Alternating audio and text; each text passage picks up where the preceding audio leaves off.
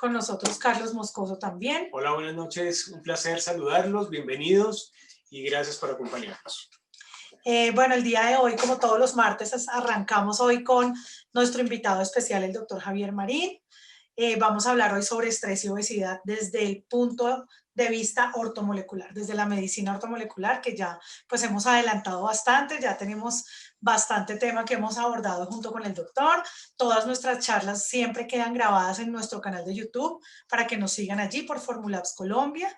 Digamos que si alguien quiere tener nuevamente la charla y quiere la copia directamente para verla, nos avisan, nos ponen acá en el chat su correo electrónico. El día de hoy lo pueden poner acá en el chat y les mandamos todas las charlas que hemos estado haciendo junto con diferentes médicos y especialistas los días martes desde nuestro canal de Formulabs. Bienvenidos todos. Entonces, doctor, pues en tus manos quedamos y atentos a todos estos temas tan importantes. Una pequeña presentación, doctor Javier Marín, para las personas que de pronto no nos habíamos acompañado antes. Una pequeña reseña muy pequeña y arrancamos, por favor. Bueno, muy buenas noches para todos. Muchas gracias a ustedes dos por la invitación, por tenerme siempre en cuenta. Realmente es un placer y me honra estar aquí reunidos con ustedes, que no deja de ser una cosa loca uno hablarle aquí a un computador, pero bueno, yo sé que todos estamos ahí conectaditos. Mi nombre es Javier Marín, yo hago medicina funcional y medicina ortomolecular. Yo sé que hay algunas personas que están aquí con nosotros que ya nos han venido acompañando en encuentros anteriores y para ellos va a ser más fácil todo este proceso. Los que son nuevos, a veces yo, como les digo, van a sufrir un poquito porque son informaciones que de pronto aprendimos en la universidad y de pronto lo olvidamos, pero vamos a volverlo a retomar de una manera pausada, tranquila, tomando las notas para hacer las explicaciones correspondientes. Entonces eso es, vamos a compartir un tema muy bonito, prepárense, pónganse los cinturones, que vamos a hacer un viaje apasionante por el mundo de la medicina ortomolecular. Eso es lo que vamos a hacer. Bueno, qué bien. Arrancamos entonces en ese viaje, doc. Perfecto, muy bien. Nos unimos. Gracias, bueno, muy bien. Entonces vamos a hablar del estrés y la obesidad desde un abordaje ortomolecular.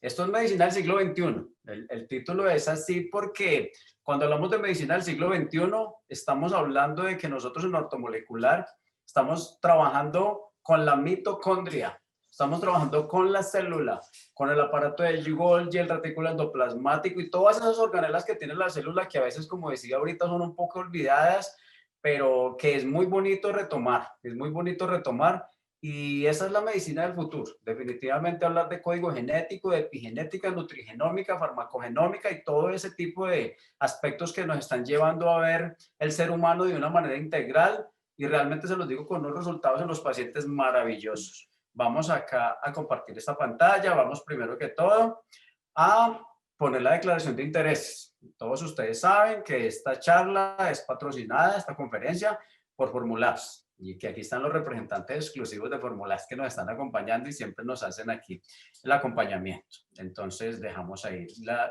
declaración de intereses. Voy a compartir la doctora Caterine Bernate y pues a todos los compañeros, pero doctora, tal vez le debía a usted en especial una información. Mientras se conectan de pronto algunas otras personas, voy a compartir unos websites que es sobre ortomolecular, porque mucha gente me pregunta, venga doctor, pero eso de bioquímica y todo eso ¿dónde se puede estudiar? Entonces hay unos websites muy interesantes, casi todos son gratuitos, entonces es muy interesante que tomen nota de esto. El más conocido de todos se llama PubMed. PubMed es un website que es pagado por el gobierno americano. Entonces es un website oficial. Él de pronto tiene algún problema porque a veces no solamente hay acceso al abstract, pero no hay acceso al artículo completo.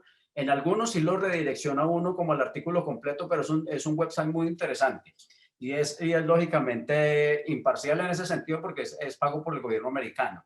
Uno de los websites más nuevos que hay se llama examine.com. Examine.com es muy interesante y tiene una matriz, es lo más de bonita la interfaz de ese website, porque tiene una matriz donde nos muestra todos los efectos de cada nutriente. Entonces tú, por ejemplo, le buscas ahí óxido nítrico y él te despliega una matriz de todo lo que tiene que ver el óxido nítrico en el organismo. tiene todos los minerales y antioxidantes. Es muy recomendado y es muy nuevo, examine.com.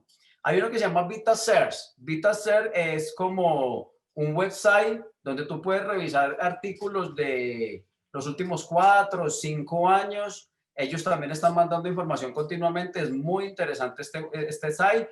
Hay uno que se llama lev.org, que es el Life Station Foundation.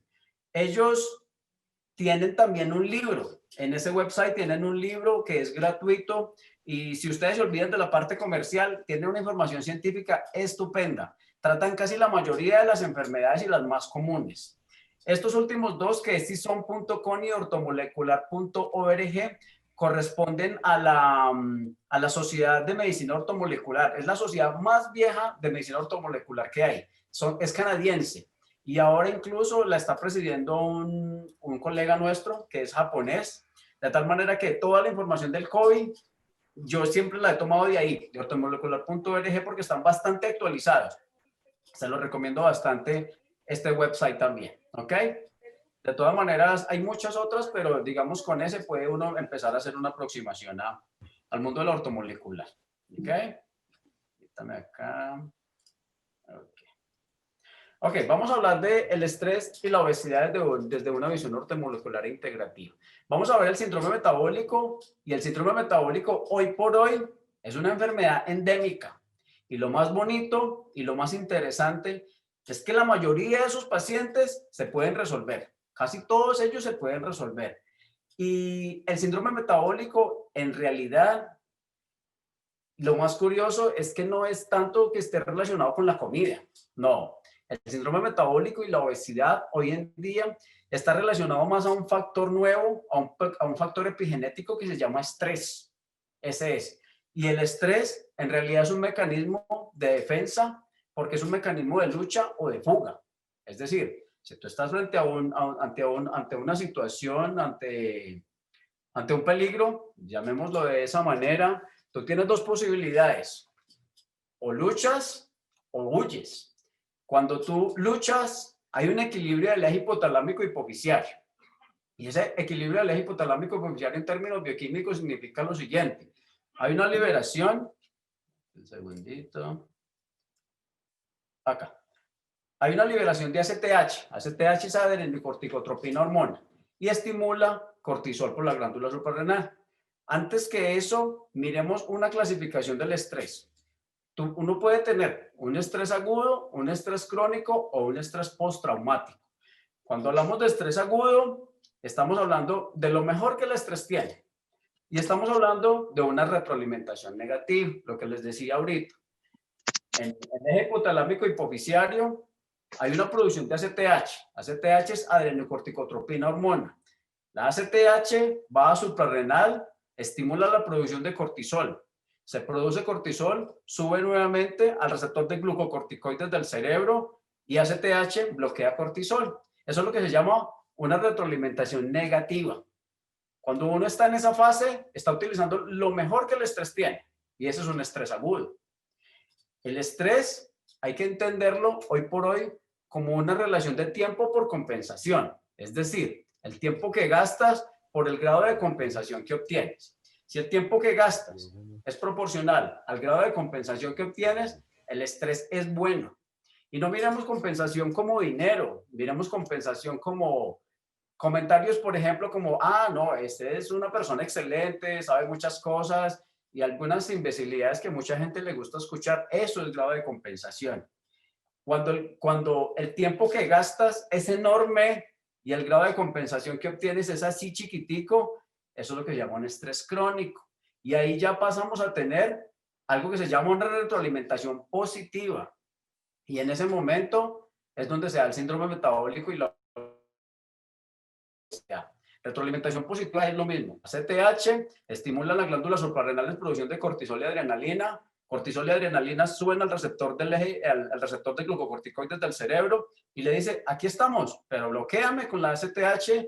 Y el receptor de glucocorticoides del cerebro le dice, no, estamos en peligro. Sigue produciendo más cortisol, sigue produciendo más cortisol. Y ahí es donde empieza el síndrome metabólico y la obesidad. Realmente ahí es donde empieza. En el estrés postraumático, que es la continuación del estrés crónico, cuando el estrés se alarga en el tiempo, en el estrés postraumático es donde realmente se desarrolla el síndrome metabólico. El síndrome metabólico no se desarrolla en el estrés agudo.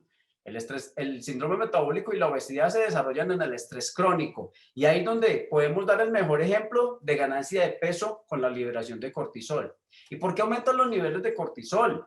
¿Por qué? Si en ese momento no tenemos un enemigo visible, no hay una bacteria, no hay un parásito, no hay nada, no hay un agresor en realidad que nos esté, generando un ataque, sino que es una situación que se llama de angustia y ansiedad. Es una situación de angustia y ansiedad permanente y persistente. Angustia es estar uno preocupado por una cosa que no tengo ni idea qué es. Entonces mucha gente, ¿será que va a llover? ¿Será que va a tronar? ¿Será que se cae? Es una cosa, es una angustia. No tengo ni idea y estoy preocupado todo el tiempo. Ansiedad es estar preocupado por una cosa que definitivamente va a pasar. Entonces esa relación en el tiempo es lo que siempre ocurre cuando se aumentan los niveles de cortisol. Y no olvidemos que el cortisol es un gran destruidor del colágeno.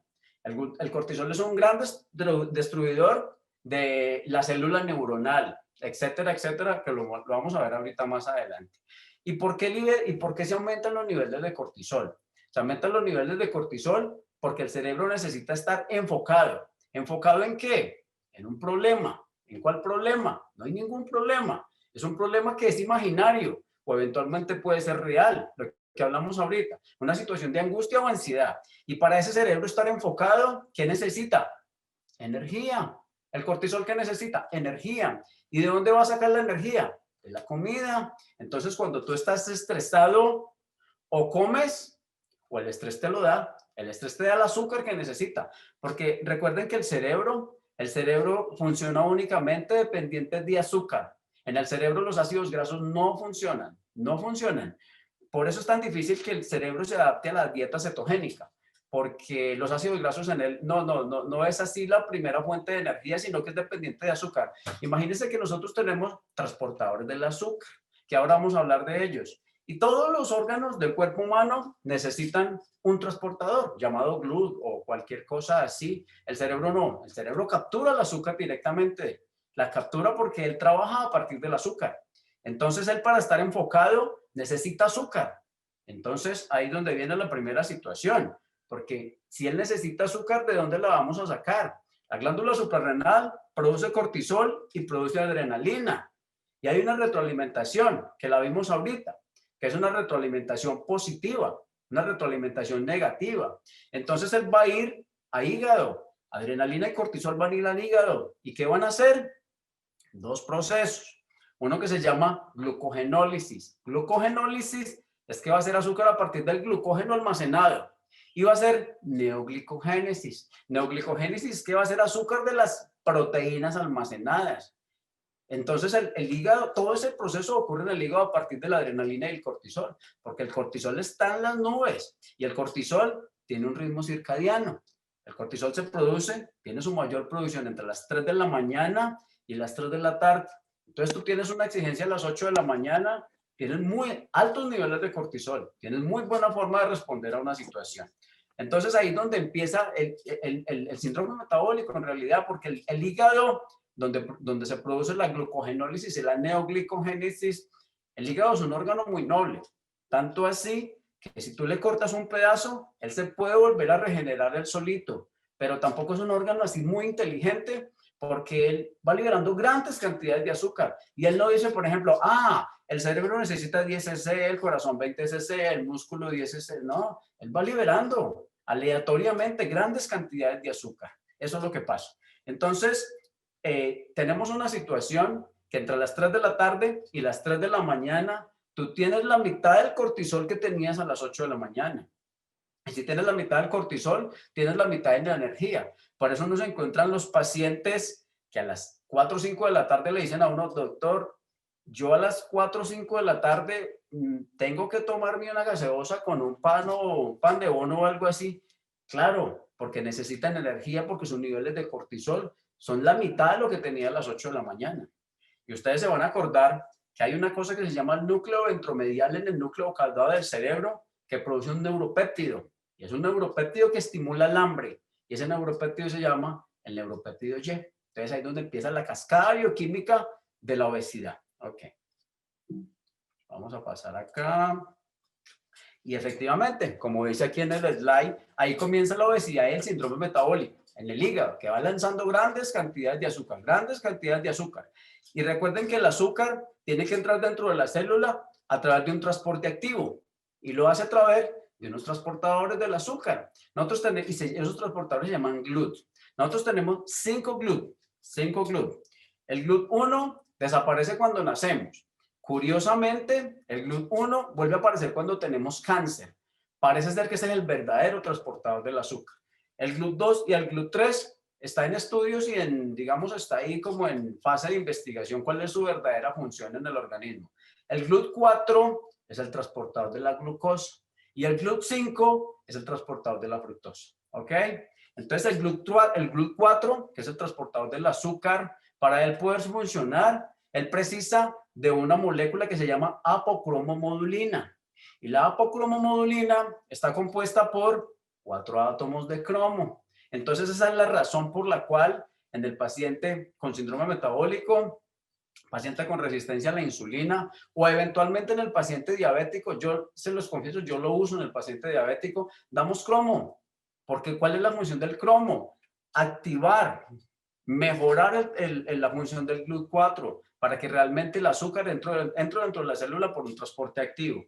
Entonces el cromo lo damos en dosis de 100 a 200 microgramos al día. Esa es más o menos tú lo puedes usar vía oral, lo puedes usar vía endovenosa. Entonces el cromo es una herramienta importante para activar el GLUT4. Ok. ¿Qué es lo que está pasando? Cuando hay mucho azúcar, bien sea porque yo la consumo y hago triglicéridos, o bien sea porque estoy haciendo glucogenólisis o neoglicogénesis, cuando hay mucho azúcar, la célula está llena de azúcar. La célula está llena de azúcar y llega más azúcar. Entonces la célula le dice a la insulina, yo no le recibo ese azúcar. Yo no le puedo recibir más azúcar porque estoy llena de azúcar. ¿Cuál es el problema? Eso es cierto, ella está llena de azúcar, pero la mitocondria no. Que en la mitocondria es donde se va a oxidar el azúcar para producirse energía en el ciclo de Krebs. Entonces rechaza ese azúcar y eso es lo que se llama resistencia a la insulina. Resistencia a la insulina es cuando el azúcar deja de entrar dentro de la célula. Deja de entrar. Y ese azúcar, venga, y si ese azúcar no me la recibe la célula, ¿qué va a pasar con ese azúcar? Para alguna parte se tendrá que ir. ¿A dónde va a ir el azúcar? Se va a depositar en forma de ácidos grasos, como lo vamos a ver ahorita. Si tú quieres saber si un paciente tiene resistencia a la insulina, tú vas a pedir glicemia, insulina y vas a pedir un marcador. En realidad eso es un cálculo matemático que se llama OMA. Tenemos 2 OMA. El OMA 1 que se llama también OMA IR y el OMA 2 que se llama OMA beta. En este caso de la resistencia a la insulina vamos a pedir el OMA 1 o OMA IR. El valor de referencia es de 2.1 más o menos 0.7. Ese es el valor dentro del rango normal. No necesitan calentarse la cabeza como hacen esos cálculos del OMA. Mire, ustedes piden insulina, glicemia y le piden en la orden al laboratorio que le calculen el OMA. Que calculen el OMA porque eso es básicamente un cálculo matemático. Si ellos no hacen eso, entonces tú entras a la internet y le dices fórmula para calcular OMA 1, OMA IR, y ahí está. Es demasiado fácil. Y es importante para saber en pacientes con resistencia a la insulina. Y en ese tipo de pacientes, ¿qué es lo primero que les dan? Metformina. Eso es lo primero que les dan. Y la metformina únicamente funciona en pacientes que tienen estrés. Porque el paciente no hace nada por la insulina. Él no hace nada por la insulina. Tenemos un paciente que está haciendo resistencia a la insulina. En eso estamos. Corren a darle metformina y él no hace nada por la insulina. Únicamente funciona la metformina en pacientes que tienen estrés. ¿Por qué? Porque el mecanismo de acción de la metformina es, como dice en el slide, inhibir glicogénolis y neoglicogénesis. Solamente funciona en el paciente que está estresado. ¿Sí? Solamente funciona en ese paciente. No en el paciente que come hecho un animal. Así no funciona ahí tanto. Entonces, nosotros tenemos en la fitoterapia y en la parte nutricional, tenemos un nutriente que puede reemplazar que tiene la misma función de la metformina. Porque la metformina pues da dolor de cabeza, puede dar dolor abdominal, diarrea, náuseas. malestar y disconfort así, entonces mucha gente no es así como tan, digamos que tenga tanta adherencia al tratamiento con metformina, pero es una buena molécula. El problema con la metformina, lo que pasa es que se formula, es lo primero que se formula, pero realmente ahí está la berberina, que puede ser también una opción interesante. La metformina fue abandonada por mucho tiempo porque se suponía que producía acidosis metabólica, la metformina. Y eso tampoco no es así. Ella realmente únicamente produce acidosis metabólica en pacientes diabéticos descompensados. Si tú tienes un paciente diabético descompensado, ahí sí no es como tan recomendable la metformina, porque sí puede ocurrir ese fenómeno. De resto no, es muy difícil, realmente no, es muy difícil. La enzima que lleva el azúcar para dentro de la célula se llama amilasa o glicosidasa.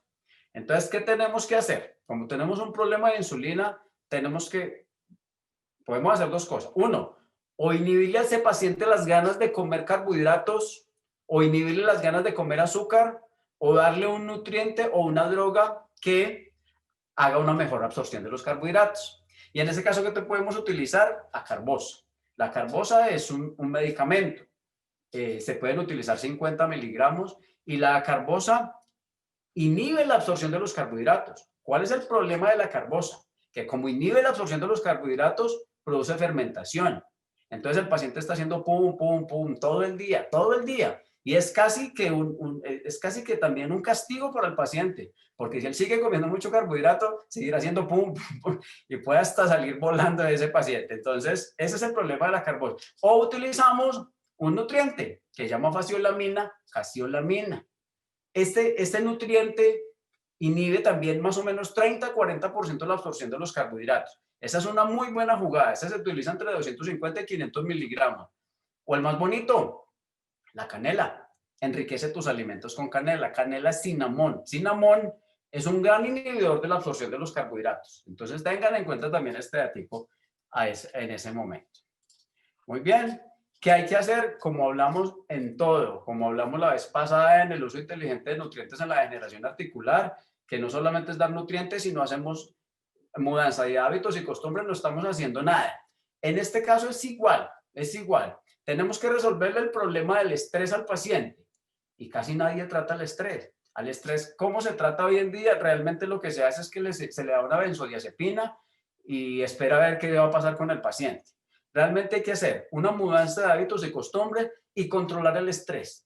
Para manejar el estrés, para uno aprender a manejar el estrés, desde un punto de vista bioquímico, tú tienes que aprender a manejar GABA, tienes que aprender a manejar dopamina, serotonina, noradrenalina, cortisol, ACTH. ¿Se acuerdan que lo vimos ahorita?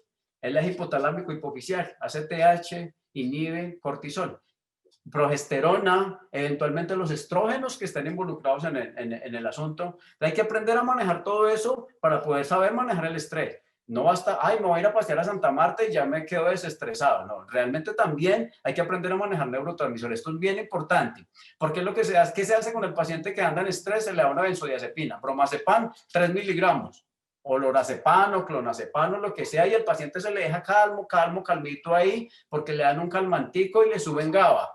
Y al subirle GABA, el paciente se queda tranquilo y aparentemente no está estresado. Más en el interior de él, es un horno que arde el día entero, porque no se le han manejado los neurotransmisores. Bueno, muy bien, hasta ahí. ¿Qué es la segunda cosa que tenemos que hacer en la resistencia a la insulina? Engañar al páncreas, por decirlo de alguna manera, engañar al páncreas. Porque en la segunda fase del síndrome metabólico, ¿qué es lo que vamos a tener? Una hiperinsulinemia. Claro, ¿y por qué vamos a tener una hiperinsulinemia? Porque la célula me está rechazando la insulina. La célula me la está rechazando y esa insulina y ese azúcar se tiene que ir para alguna parte. Eso se llama hiperinsulinemia. Pasamos de resistencia a la insulina a una hiperinsulinemia compensatoria. Y realmente ese es el paso previo para uno ser diabético, que tenga una hiperinsulinemia.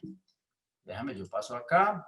Aquí, para mirar si yo tengo una hiperinsulinemia, vamos a pedir el OMA2. Entonces vas a pedir glicemia, insulina, lo mismo que el otro, y vas a pedir que te hagan el cálculo del OMA2, que también se llama OMA beta. Si no lo hacen en el laboratorio, tú buscas en la internet y ahí está la fórmula para hacerlo, es bastante fácil. ¿Cuál es el nutriente que necesitamos nosotros para engañar al páncreas? Se llama el vanadio. El vanadio es un mimetizador pancreático. Si tú te metes al Google académico, o bueno, a los sites que les dije inicialmente, y le das vanadio y mimetizador de insulina, te van a salir miles de estudios sobre el vanadio y la función del páncreas. Ahora me acuerdo de una historia, porque un profesor que yo tenía cubano decía, mire, lo que pasa es que los médicos convencionales no le creen a la ortomolecular, ni a la funcional, ni a las medicinas alternativas y complementarias, porque ellos dicen que esto no tiene estudios. Y él decía, jocosamente decía, chico, el que no tiene estudio eres tú, que no tiene estudio eres tú. Claro, es que es verdad, estudios hay por montones. Lo que pasa es que si uno no estudia, pues no busca estas cosas. Pero bueno, esa es la idea. El vanadio es un mimetizador pancreático de primera categoría. Se utiliza la mitad, la dosis es la mitad del cromo. Acuérdense que en el cromo era 100, 200 microgramos, en el vanadio son 50, 100 microgramos. Eso es. Porque, ¿qué es lo que va a pasar? Si nosotros haciendo todo esto, haciendo cambios de hábitos y costumbres, le damos cromo, activamos el GLUT4, le damos vanadio para mimetizar la insulina y el páncreas, y si aún así no logramos colocar ese azúcar dentro de la célula, dentro de la mitocondria, dentro de la mitocondria se va a activar una enzima que se llama G3PD. Perdónenme un segundito que yo no estoy moviendo nada, pero esto está aquí como haciendo una ayudita extra. Se va a activar una enzima que se llama G3PD. G3PD significa glucosa 3-fosfato deshidrogenasa. Entonces la cosa funciona así. Si yo tengo azúcar, si ese azúcar no logra entrar dentro de la mitocondria, se vuelve triglicéridos por encima de la G3PD, glucosa 3-fosfato deshidrogenasa. Y si esos triglicéridos por encima de otra enzima que se llama 3-hidroxi-3-metilglutaril coenzima reductasa, se va a volver colesterol. De hecho, las estatinas lo que hacen es eso, inhibir la 3-hidroxi-3-metil. Entonces, miren lo que está pasando. ¿Y por qué razón el azúcar se vuelve grasa? ¿Por qué razón se vuelve grasa?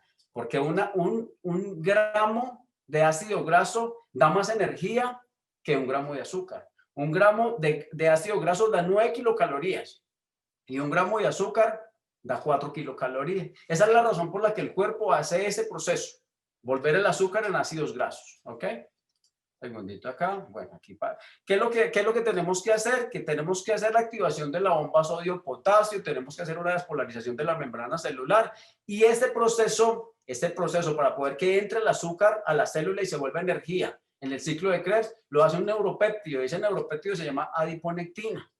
La adiponectina es la que permite la entrada allá. Y si la adiponectina se cansa y no funciona más, entonces se expresa otro neuropéptido que se llama resistina. Por eso la resistina tiene tanta relación con algo que se llama resistencia a la insulina. Y si la adiponectina cae y la resistina no funciona, se expresa otro neuropéptido que se llama los PPRs. Los PPRs se llaman peroxisomas. Y la función de los peroxisomas es coger el azúcar, convertirlo en ácido graso y ese ácido graso convertirlo en moléculas pequeñitas para que entren al ciclo de Krebs. Y esas moléculas pequeñitas se llaman acilcoenzima A. Es decir, convertir el ácido graso en acilcoenzima A. Esa es la función de los peroxisomas. Entonces, por eso es que también existe otro nutriente que se llama carnitina. La carnitina es un aminoácido que ayuda a que los triglicéridos y los kilomicrons se vuelvan en acilcoenzima A y entren en el ciclo de la beta-oxidación, produzcan glicerol y entren al ciclo de Krebs. Eso es lo que pasa. Nosotros tenemos dos formas. Bueno, un segundito acá. Nosotros tenemos dos formas de hacer ácidos grasos. Los ácidos grasos que haces por la dieta que comes, que se llaman triglicéridos. Y los ácidos grasos que haces de forma endógena, que se llaman kilomicrons. Los triglicéridos y los kilomicrons son los que ayudan a transportar la carnitina como aminoácido. ¿Ok? Vamos a pasar acá. Ahora, si los peroxisomas se cansan y ellos tampoco funcionan, los ácidos grasos no se vuelven acilcoenzima A. Y si no se vuelven coenzima A, las moléculas entran grandes. Y si las moléculas entran grandes, se llama grasa visceral. Y la grasa visceral es la fuente primaria de la inflamación. Es la fuente primaria para producir inflamación. Ustedes recuerdan cuando estudiamos el metabolismo de las prostaglandinas, que los ácidos grasos son una fuente importante de producir citocinas, ¿ok? Y de producir interleuquinas inflamatorias, etcétera, etcétera. Entonces, ¿qué pasa? Mire todo el camino que hemos recorrido hasta llegar acá. Si todo eso se cansa, se expresa otro neuropéptido que se llama leptina. La leptina es liberado por los ácidos grasos que ya dijimos que están. Y la leptina va al estómago y estimula el neuropéptido que les dije ahorita, que se produce en el núcleo ventral del núcleo caudado que está en el cerebro. Y yo sé que ustedes se acuerdan de todo eso. Y le dice, estamos engordando, tenemos que parar de comer, Y eso funciona en la medida en que el paciente haya resuelto su problema de estrés. Si el paciente no ha resuelto su problema de estrés, el neuropéptido Y no le hace caso y la leptina llega un momento en que dice, no trabajo más, y eso se llama resistencia a leptina. Vamos en resistencia a insulina, vamos en resistencia a leptina. Y todo eso me lleva a tener una compulsión vespertina por el tema que les dije ahorita del cortisol. En esos pacientes es interesante utilizar una droga que se llama topiramato. El topiramato es un anticonvulsivante. Realmente lo que hace el topiramato es que sube los niveles de GABA. El topiramato viene en comprimidos de 25, 50, 75, 100. Y con 12.5 es suficiente. Porque deja calmo al paciente porque le sube los niveles de GABA. ¿Cuál es el problema del topiramato? Como sube los niveles de GABA, puede caer en contrapeso. Si ustedes recuerdan, el contrapeso del GABA es la acetilcolina. Entonces el paciente empieza a perder la memoria. De tal manera que esto no es así para darle a todo mundo porque el topiramato, su efecto adverso es que te quita las ganas de comer.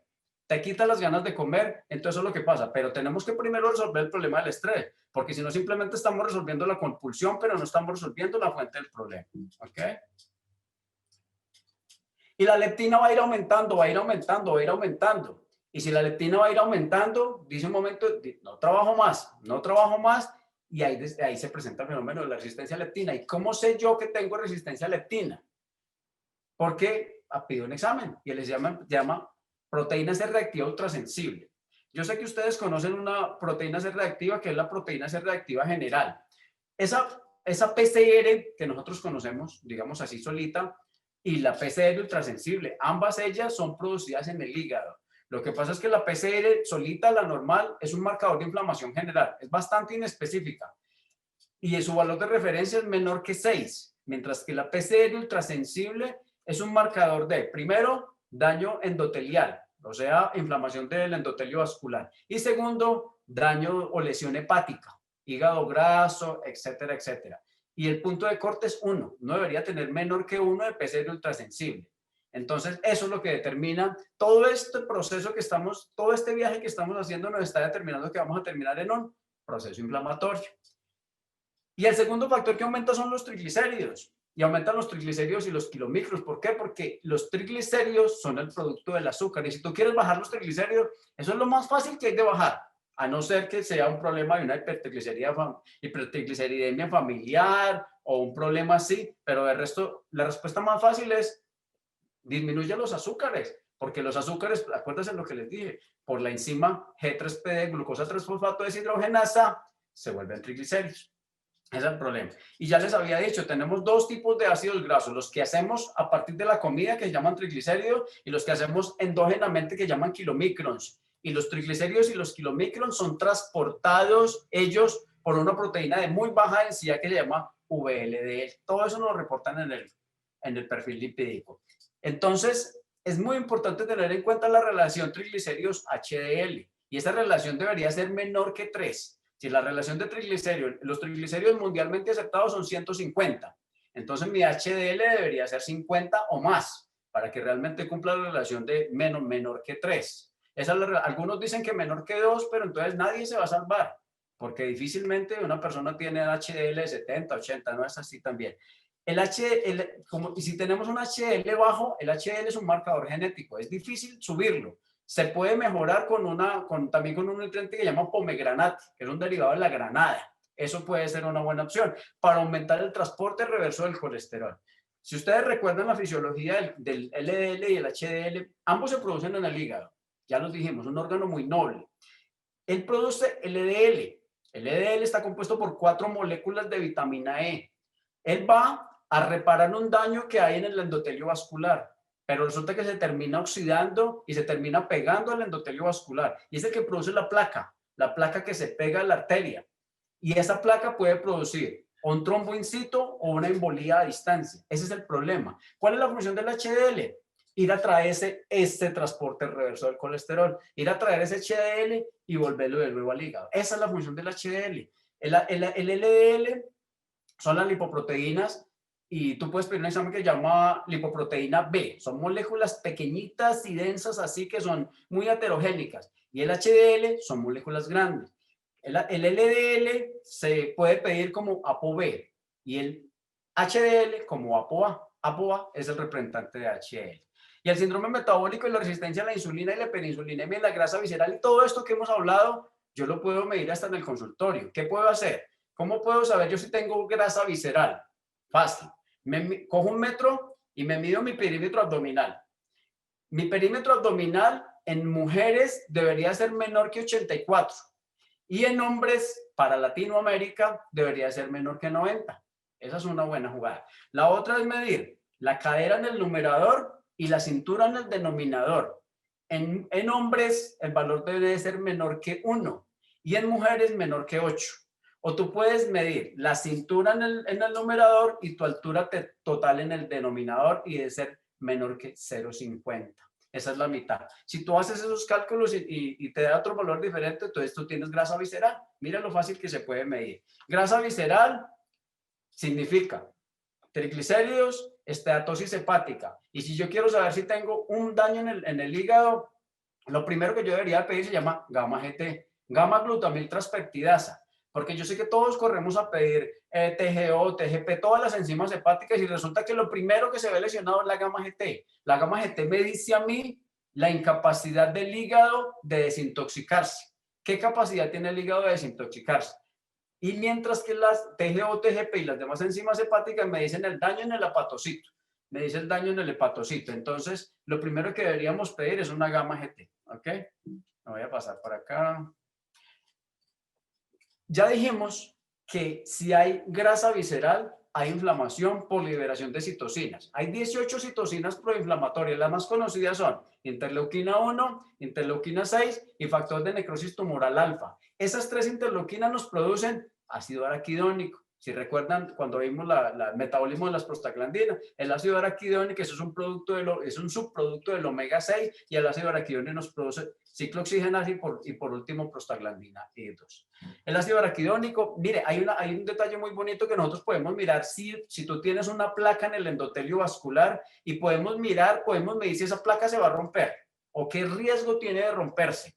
Eso es bien interesante y eso lo podemos hacer antes de que el paciente infarte, antes de que el paciente tenga un tromboembolismo pulmonar, antes de que el paciente tenga un accidente cerebrovascular. Eso lo podemos hacer midiendo un examen que se llama LPPA2. LPPA2, el valor de corte es 250. Si tú tienes un valor de LPPA2 por encima de 250, esa placa posiblemente se puede romper y puede generar un problema. Porque el problema no es tener la placa, el problema es que la placa se vuelve blanda y ulcerada y necrosada y ahí es donde se puede romper. Porque si la placa está calcificada, casi que no hay ningún problema. Ella no se va a romper y no va a pasar nada con eso. ¿Qué podemos utilizar ahí? La terapia de quelación. La terapia de quelación la hacemos con ECTA. ECTA es ácido etildiamino tetracético. El ECTA sódico es muy fácil de utilizar, pero es delicado porque el paciente muere. El paciente cardíaco muere. Que no vaya a morir en nuestra clínica, no, eso no puede ser. Hay que saber utilizar esto. Suero fisiológico, heptasódico y sulfato de magnesio. Los parámetros para la terapia de quelación están en el estudio TAC. El estudio TAC, como decía, y fue publicado en los años 2012 y 2013, fue un estudio que pagó el gobierno americano para la terapia de quelación. Esa es la quelación básica. Hepta y suero fisiológico. Tú le puedes poner vitamina C, le puedes poner complejo B. De hecho, póngale algún colorante porque el paciente que está ahí al lado dice, ¿por qué el suero del paciente enseguida tiene colorcito y el mío no? Entonces, póngale algún colorante para que él no se preocupe y no se angustie, pero eso es así. Esa es la terapia básica de quelación, ¿no?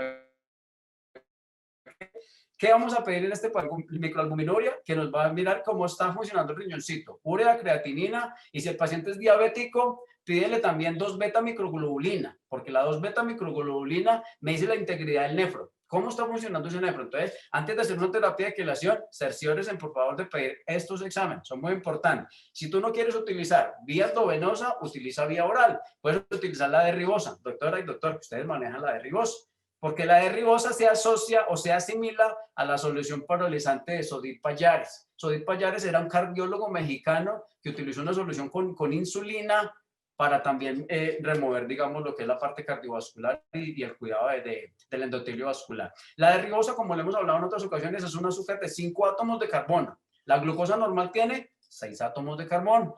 La de ribosa no entra en el ciclo de Krebs, entra en un ciclo auxiliar que se llama ciclo de la pentosa fosfato. Y él va a producir nicotinamida de NIE nucleótico y su equivalente NAH y va a producir ADP. Hay dos nutrientes muy bonitos para estabilizar la placa. No es que le vaya a quitar la placa, nosotros no somos magos ni David Copperfield ni nada de esas cosas, no. Le va a estabilizar la placa. Y esos dos nutrientes se llaman pignogenol y centella asiática. Hay 14 trabajos. Los pueden buscar. Hay 14 trabajos que demuestran que el pignogenol 50 miligramos y la centella asiática de 50 miligramos regularizan las placas. Entonces ahí podemos hacer una buena acción por eso. ¿Ok? Entonces ya dijimos, hay un compromiso del endotelio de las arterias. Hay un compromiso del endotelio de las arterias porque hay un compromiso de la matriz del endotelio de las arterias. Hay 27 matrices GLA. La matriz GLA del endotelio de las arterias se llama glicocáliz. ¿Y qué vamos a utilizar? Vitamina K. ¿Por qué vitamina K? Y ya lo hemos dicho, porque la vitamina K se sintetiza a partir de los lactobacilos. Y aquí empezamos a hablar del Yarrodófilos. Es un producto, yo se los confieso, yo el Yarrodófilos, yo lo formulaba antes de conocer a formularse. ¿Por qué? Porque me parece que tiene unas cepas muy interesantes, vienen una muy buena cantidad porque tiene lactobacilos como lactobacilos, bifidobacteria como bifidobacteria y tiene la familia de los rhamnosus. Entonces es muy interesante y acordémonos de que la vitamina K se sintetiza en el organismo a partir de los lactobacilos. Entonces, si no tenemos lactobacilos, no tenemos vitamina K. Si no tenemos vitamina K, no podemos carboxilar el ácido glutámico y por tanto no le podemos poner con dos cargas negativas para que coja el calcio que tiene dos cargas positivas, lo capture del endotelio de las paredes de las arterias y lo lleve al hueso. Por eso osteoporosis, lo hemos dicho, osteoporosis no es falta de calcio, osteoporosis es falta de la matriz proteica del hueso, que se llama osteocalcina. Tenemos 10 a la potencia de 14 lactobacilos, 10 a la 3 están en el estómago, 10 a la 11 están en el intestino, se llama MK4, es la vitamina K altamente biodisponible. Cuando la hacemos sintética se llama MK7, pero entonces es la misma MK4, ¿de acuerdo? ¿Qué hay que hacer? Modular la inflamación en los peroxisomas y aquí utilizamos el omega. Yo la verdad les digo que el omega, el fish oil es un producto estupendo. ¿Por qué? Porque marcas de omega, hay 1,5 millones de marcas de omega, muchísimas en el mercado. Casi ninguna sirve para nada, se los confieso honestamente. ¿Y por qué no? Por la cantidad de EPA y DHA, porque el omega en su conjunto no tiene actividad biológica. La actividad biológica del omega está en el EPA, que es ácido eicosapentaenoico, y en el DHA. ¿Cuánto usar de omega 3? 3 gramos. 3 gramos equivalen a 1,200 miligramos de EPA.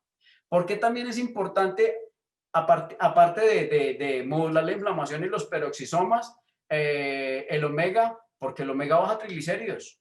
Es impresionante la manera en que el omega baja los triglicéridos. Y además de eso, también acordémonos cuando vimos una clase por allá de neuro, que después de los 30 años, todos los que estamos en esta reunión, perdemos de 10.000 a 100.000 neuronas todos los días,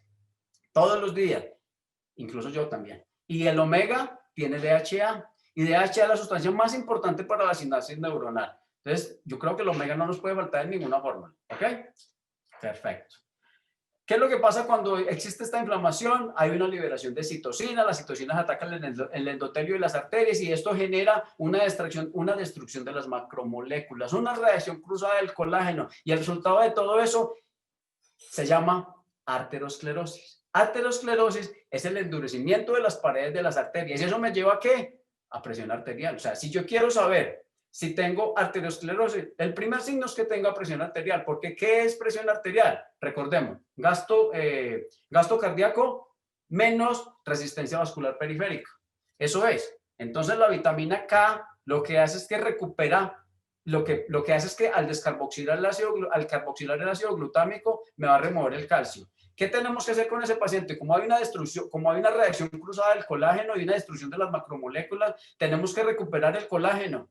Y el mejor aminoácido para recuperar el colágeno se llama glicina. Glicina. No es glicina, ni prolina, ni nada, sino que es glicina. El 99% del cuerpo humano es colágeno y de ese 99% el 40% es glicina. Entonces, glicina es el aminoácido más importante para recuperar el colágeno. ¿Qué tenemos que hacer? Evitar que actina y miosina se junten. Relajar actina y miosina. ¿Y eso quién lo hace? Pues el antagonista del calcio. Porque ¿cuáles son los medicamentos para la hipertensión? ¿Cómo se llaman? Calcio antagonistas. Así se llaman. Porque son antagonistas de los canales lentos de calcio. Y nutricionalmente, ¿cuál es el antagonista del calcio? El magnesio. Ya lo hemos hablado. Entonces, ¿cuál magnesio vamos a utilizar? Vamos a utilizar un magnesio quelado, un magnesio glicina, o dependiendo, si el paciente está muy estresado, vamos a utilizar taurinato de magnesio. Si el paciente ya se le están olvidando todas las cosas, vamos a utilizar treonato de magnesio. Si el paciente está estreñido, vamos a utilizar sulfato de magnesio.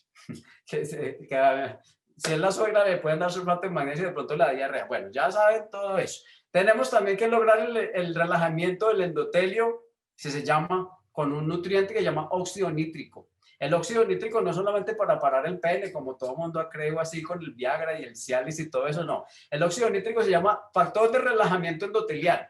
Y todo el día el corazón está haciendo una sístole, una diástole, una sístole, una diástole. Y esa sístole, esa diástole depende del óxido nítrico. De hecho, ¿qué hace el Viagra? ¿Qué hace el sildenafil?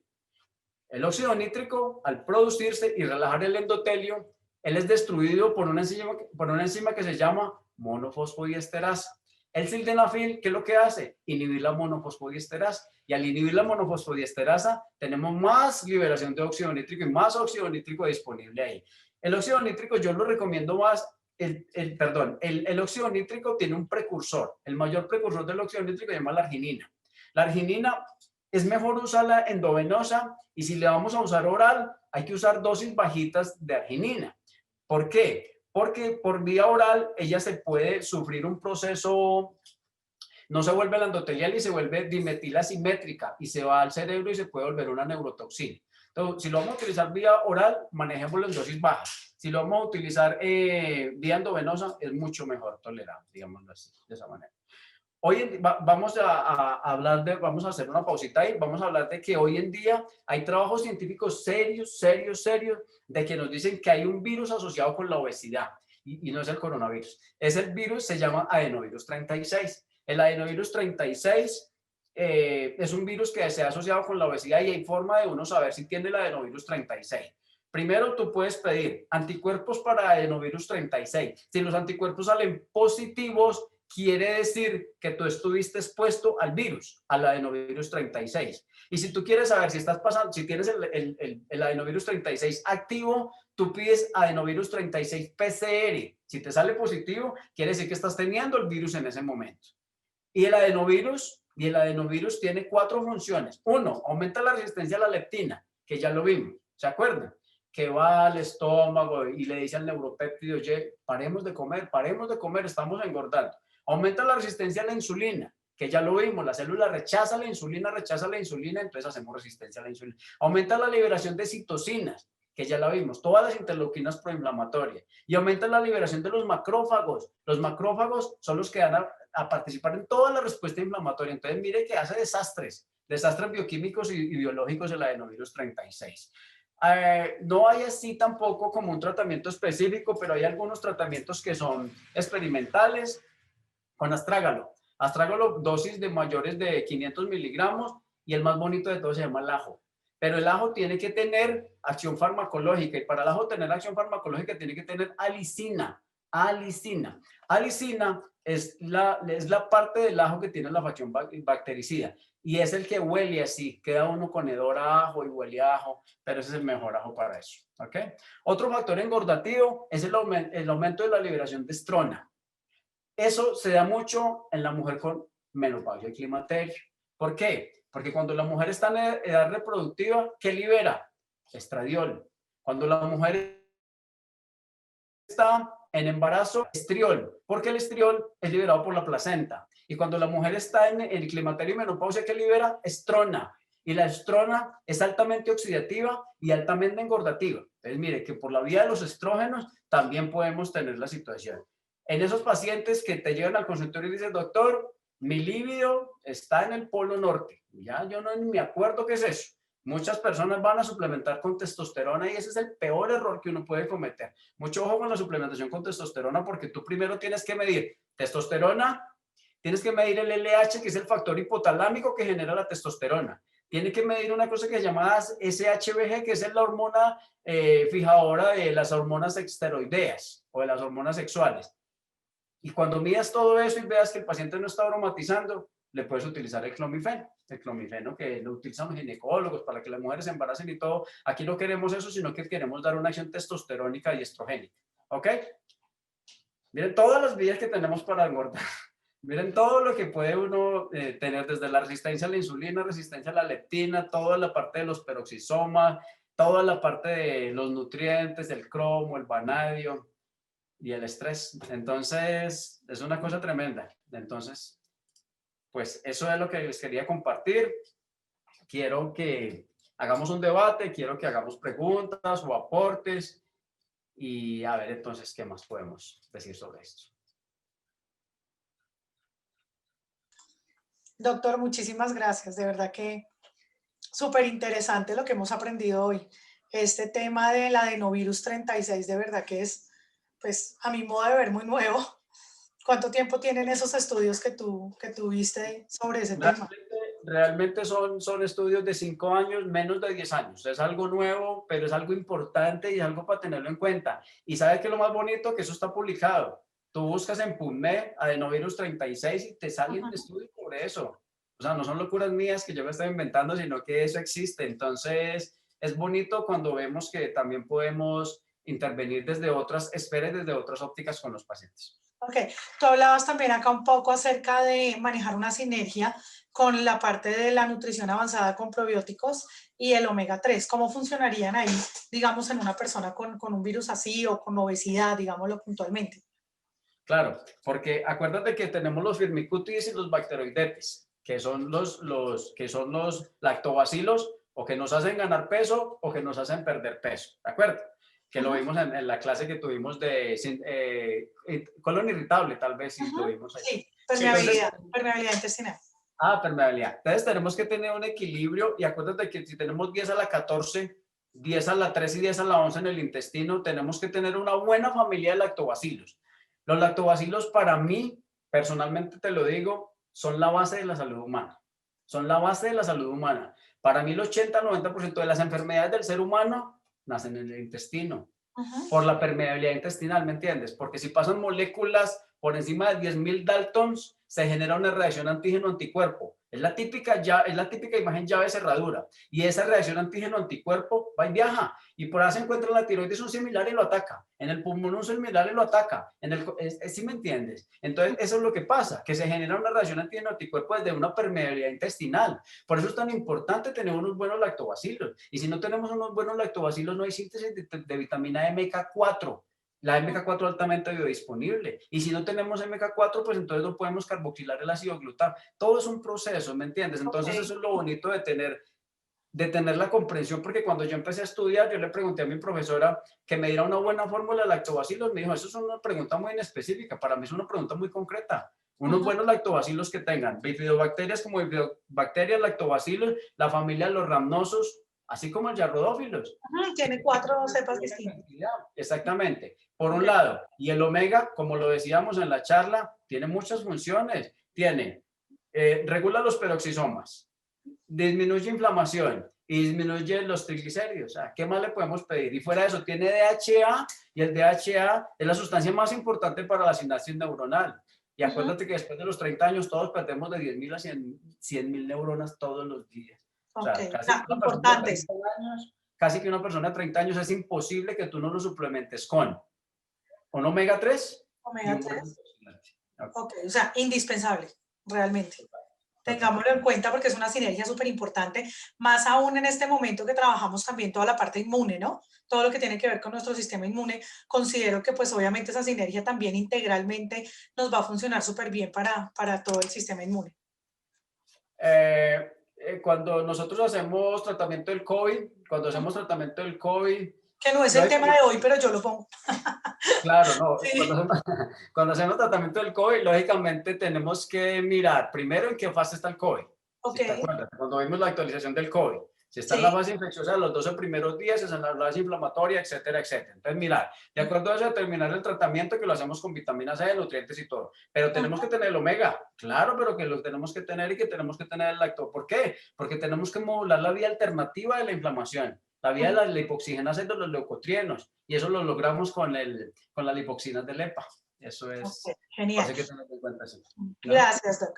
Yo voy a ir leyendo preguntitas que también están haciendo varios doctores. Yo tenía otra pregunta, pero al final si nos da tiempo la hago, no es tan puntual. Entonces, bueno, acá, permíteme, acá hay una pregunta de la doctora Esperanza Badía, ¿por qué los tratamientos para fertilidad causan muchas veces aumento de peso y cómo se podría tratar? Claro, eso se llaman hormonas bioidénticas. Ujú, Realmente yo pienso que el problema está en la base del tratamiento, o sea, no estamos pidiendo o muchas veces no se pide lo que se necesita. Por ejemplo, lo que hablábamos de la testosterona. Si tú pides testosterona para reponer testosterona es un error, porque tú tienes que pedir el factor hipotalámico que produce la testosterona. Y el factor hipotalámico que produce la testosterona es el LH. Entonces, si tú pides una testosterona solita, eso no te va a llevar a ningún lado. Tú tienes que pedir LH, testosterona y el SHBG, ¿te acuerdas? Que te dije ahorita, la hormona transportadora de las hormonas esteroideas. así es. Entonces, es como más que todo eso y mirar qué es lo que estamos dando, qué es lo que estamos reponiendo. Yo quisiera que hiciéramos un Zoom Ujú, sobre reposición hormonal, porque me parece un tema muy actual, genial. es un tema muy bonito, muy interesante. Vamos a Podríamos tenerlo andar muy en mucho, cuenta. podríamos andar mucho como en esa pregunta que nos hace la doctora. Hay mucho que compartir sobre ese tema de la reposición hormonal. Perfecto, genial, doctor. Sí me parece. Acá hay otra pregunta de iPhone de Sandra. Dice, diabetes que se pueden usar para ¿qué? ¿Productos para la diabetes? Dice acá. Sí. Permíteme, es que creo que quedó cortada la pregunta. Aquí empezó. Doctor, buenas noches, excelente charla. Quiero saber qué opina de los nuevos medicamentos para la diabetes que se pueden usar para la obesidad como la lidaglutide y otros que han ido saliendo. Gracias. No sé si conoces del tema de... Sí. Se llaman inhibidores de la EPP4. Ujú, Entonces, digamos, es una buena opción, es una muy buena opción, pero pienso que debemos nosotros hacer una historia clínica al estilo medicina funcional, al estilo de medicina ortomolecular, ser muy clínicos y tener en cuenta que si tú no le modificas los estilos de vida al paciente, no va a pasar, no va a acontecer absolutamente nada. Y tener en cuenta también la parte fisiológica que hablamos, o sea, ¿qué es lo que nos activa el transportador del azúcar? ¿Quién nos activa el transportador del azúcar? El cromo, lo vimos. La apocromomodulina, que tiene 4 átomos de cromo. ¿Quién nos va a mimetizar la acción del páncreas? El vanadio. Entonces también como tener en cuenta eso, pero son unas buenas opciones, claro que sí. Ok, doctor, muchas gracias. Aquí pregunta Paola Hoyos, para la persona cardíaca que consume vía oral la arginina, ¿cuántas veces al día lo puede consumir y de cuántos gramos? Esa es una muy buena pregunta. Recuerden lo que hablamos ahorita, la arginina por vía oral no es también así tan recomendable porque se puede convertir en dimetila simétrica, que es una neurotoxina. Entonces yo le recomendaría a ese paciente más utilizarla por vía intravenosa, que viene vial por 10 ml. Es una mejor opción porque no produce la endotelial, entonces se vuelve una neurotoxina. Puede volverse una neurotoxina. Entonces no es así como tan conveniente de verdad.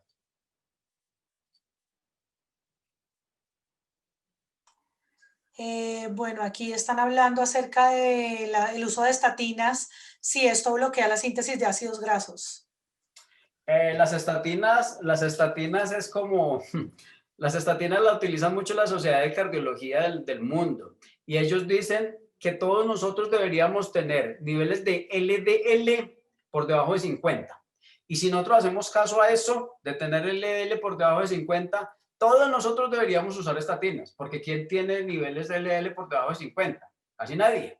Entonces todos deberíamos, mejor dicho, hay un estudio de la Sociedad de Cardiología de Brasil que dice que solo no se beneficia de utilizar estatinas quien no las usa. Es decir, eso es mercado. En realidad las estatinas no es así la primera opción. Las estatinas lo que hacen es que bloquean una enzima que mencionamos ahorita, por medio de la cual los triglicéridos se vuelven en colesterol que se llama 3-hidroxi-3-metilglutanil coenzima reductasa. Ellos bloquean la 3-hidroxi-3-metil. Eso es lo que hacen las estatinas. No es mi primera opción. Mi primera opción tal vez puede ser la levadura del arroz rojo. Esa es una muy buena opción. A cambio de hábitos y costumbres, el selenio es una excelente opción para manejar dislipidemia. Entonces, mi primera opción nunca ha sido las estatinas. Además, porque las estatinas producen rabdomiólisis. Rabdomiólisis es como destrucción del músculo. Y al paciente a veces le empiezan a doler las piernas y así. Entonces, a veces no toleran las estatinas también. Ok, acá, bueno, hay dos sugerencias. Por acá preguntan que si la charla queda grabada. Claro que sí. Les reitero, si gustan, pueden dejar acá sus correos para reenviárselas y la puedan ver con más calma nuevamente, porque sí, la información es súper importante. De verdad que queda como base para muchos momentos y toma de decisiones. Entonces, claro que sí, pueden dejarnos sus correos acá y se las compartimos a todos los que necesiten. Bueno, por acá solicitan una charla sobre manejo de COVID-19, doctor. ¿Cómo la ves? El COVID-19 me parece súper interesante. Por ahí habíamos hecho una actualización del COVID-19 del ortomolecular. Y acuérdate que tuvimos un paciente que tú estabas trabajando con el omega 3 de Carson, ¿te acuerdas? Sí, fíjate que nos dieron un testimonio porque manejamos con el omega 3 la vía alternativa de la inflamación de la paciente, que era una paciente incluso de alto riesgo porque era hipertensa, era una paciente mayor o así. Entonces, siempre será bienvenido a hacer una actualización del COVID, siempre será bienvenido. Así es, así es. Bueno, importantísimo, también había una pregunta al principio acerca del omega 3 líquido que estamos manejando actualmente acá, porque pues tú sabes que muchas personas teníamos como el concepto del omega 3, pero pues no conocíamos, digamos, con claridad la diferencia entre utilizar un omega 3, 6, incluso 3, 6 y 9 en cápsulas, a utilizar ahorita nuestro fish oil de Carson que viene de Noruega en presentación líquida y con 1.600 miligramos de estos dos omega 3 más importantes. No sé si tú nos puedas aclarar un poquito más cómo es esa diferencia. Lo que pasa es que, mira, nosotros tenemos varios tipos de ácidos grasos. Tenemos omega 3, omega 6 y omega 9. ¿Eso a qué se refiere? A los primeros dobles enlaces de los átomos de carbono. Cuando tenemos el omega 3 es porque en su tercer átomo de carbono tiene el primer doble enlace. Y el omega 6 y así el omega 9. Yo utilizo omega 3 y omega 9. Omega 6 no utilizo porque el omega 6 es proinflamatorio. Si recordamos el metabolismo de las prostaglandinas, acuérdate que el ácido linoleico, que es un omega 6 de 18 átomos de carbono, por una enzima que se llama elongasa, él va a ganar 2 átomos de carbono. Activa la fosfolipasa 2 y activando la fosfolipasa 2 produce ácido araquidónico. Y el ácido araquidónico me desencadena toda la cascada inflamatoria. Entonces, omega 6 no, en realidad no, también no es así. El omega 9 son ácidos grasos monoinsaturados, me parece muy buena opción. Entonces utilizamos más eso y el omega 3. Ok, en este caso puntualmente el omega 3 de Carson es única y exclusivamente DHA y EPA en concentración máxima con certificado IFOS de calidad, libre de mercurio, de metales pesados. Bueno, para los que no conocían, es el único producto en Colombia con estas características que lo hacen básicamente único como alternativa importante antiinflamatoria, ¿no? Es correcto porque tiene la cantidad lo que decíamos ahorita, ¿cuánto utilizar de omega 3? Utilizar de omega 3, 3 gramos, pero que tenga 1200 de EPA, porque omega 3 en su conjunto realmente no tiene una actividad biológica tan importante como la tiene la EPA y como la tiene el DHA. Eso es lo más interesante, por eso yo te decía, hay 1,5 millones de marcas de omega 3, pero que tengan EPA y DHA en las concentraciones que requerimos, eso es lo que tenemos que mirar en realidad, porque eso es lo que nos va a servir, ¿cierto? Doc, y la importancia también, la equivalencia de una sola cucharada que contiene 5 ml, contiene 1.600. Si lo vemos equivalente a los omega 3 en softgels o en cápsulas, tiene que tomar por lo menos 8 a 10 cápsulas para ser equivalente a una cucharada de fish oil. Para la concentración. Eso es cierto, entonces también es mirar eso porque da mejor adherencia, pero ahora que hablamos del omega, acuérdense, por favor, cuando formulemos omega, formulemos vitamina C, porque el omega 3 al tener doble átomo, doble enlace en el carbono 3, él se puede oxidar del lado cis para el lado trans, es decir, una oxidación errada. La vitamina C le dona el electrón y al donar el electrón no corremos ese riesgo. Yo siempre lo formulo con vitamina C. Eso es bueno tenerlo en cuenta. Perfecto. Así es. Bueno, muy bien, muchísimas gracias, doctor. No sé si hay más preguntas, acá están dando las felicitaciones al doctor, la doctora Alba. Bueno, acá hay una pregunta de Juan David Arias, ¿en qué horario se formula el omega 3? ¿Cuál sería el mejor horario en que lo podemos consumir? Yo formulo el omega 3 como queremos tener 1200 de EPA y cada servicio tiene 800, entonces, una en la mañana que estamos con 800 y media en la noche que estamos con 400. Entonces sería 1200 de EPA. Puede ser en la mañana y en la noche cada 12 horas, puede ser así de 12 en 12 horas. Puede ser así. Ok. Y algo también a favor es que este omega 3 líquido viene con sabor a limón, ¿no? Sabor a limón natural. Entonces aquí también tenemos ese tema también de antioxidante y aporte como tal de la vitamina C, Doc.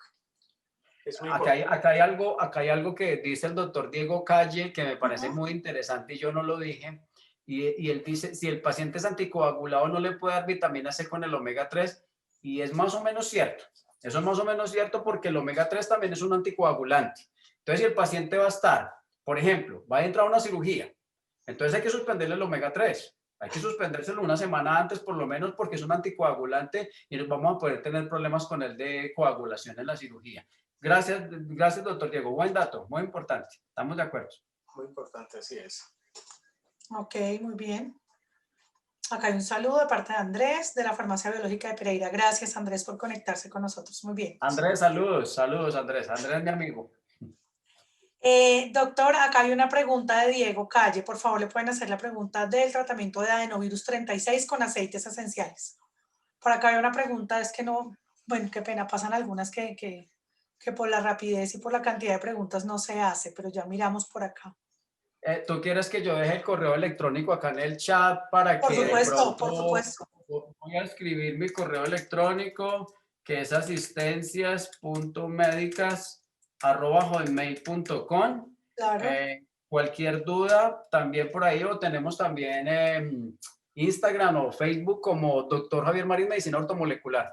Eso por cualquier lado nos podemos y podemos discutir las preguntitas. Ok, aquí también quedaron los datos nuestros directamente por si necesitan que los atendamos, mayor asesoría con los productos, si quieren alguna ficha técnica específica de algún producto, ahí están los teléfonos de contacto nuestros.